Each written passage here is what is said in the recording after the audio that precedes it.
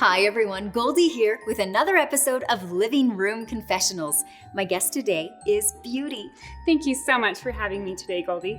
I don't know if you know this about me, but I live in a house that's super drafty, and my husband can be a bit of a beast about the furnace.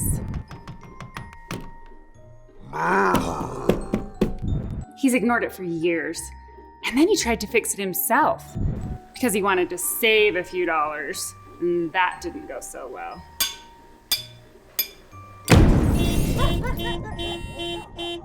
So now we're stuck in a cold, drafty house without a furnace.